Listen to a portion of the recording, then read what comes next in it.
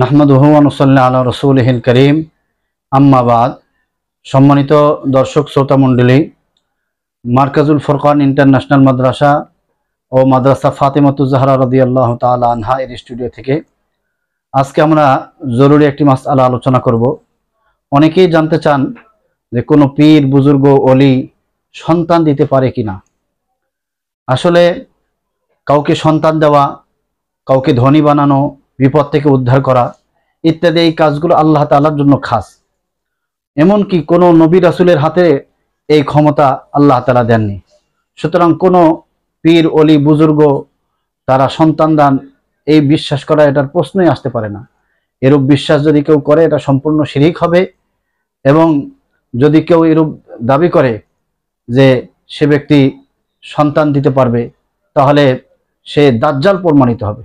কারণ হাদিস শরীফে এসেছে কিয়ামতের পূর্বে দাজ্জাল, বড় দাজ্জাল প্রকাশ পাওয়ার পূর্বে এই তার সহযোগী হিসেবে অনেক ছোট ছোট দাজ্জালের আবির্ভাব হবে।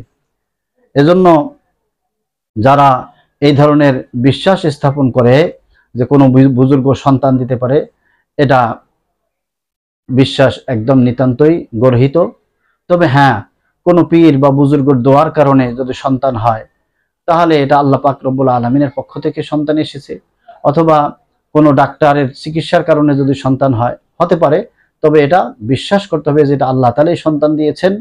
আল্লাহ তাআলা পীর ওলির বুজুর্গের দোয়ার বরকতে অথবা ডাক্তারের চিকিৎসার বরকতে আল্লাহ তাআলা এই সন্তান দিয়েছেন। এই ধরনের বিশ্বাস আমাদেরকে পোষণ করতে হবে। আল্লাহ তাআলা আমাদের সকলকে সহিহ বুঝ দান করুন।